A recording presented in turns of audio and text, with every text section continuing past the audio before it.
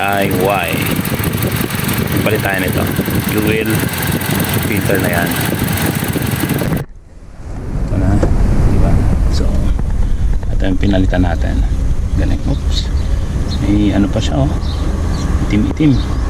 So, ito pala yung fuel filter ng Toyota Fortuner. Okay. So, ito na yung tools natin. Long nose. Diba? Tapos kung meron kang ito mga socket. Goods.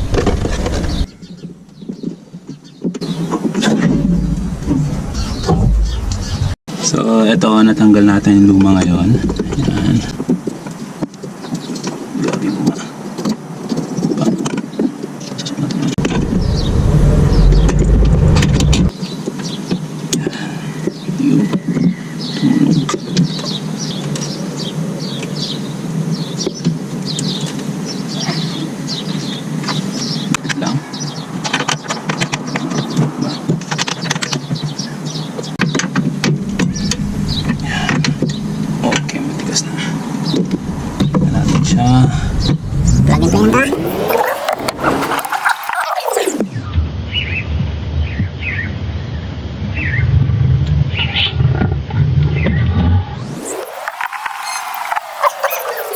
Fuel Filter natin. Ayan, medyo nahirapan tayo kasi first time natin. So, check natin sa mga susunod na araw. Okay. So, check rin natin dito sa loob kung meron siyang abnormality. Ayan. Let's start, guys.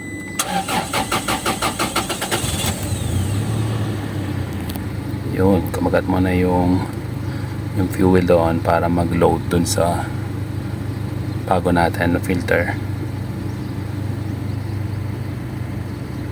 So, silent. Pakinggan natin dito. Patayin ko muna yung AC.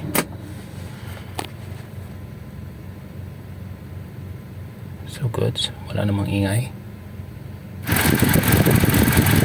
Yan yung DIY. Palit tayo nito. Fuel filter na yan.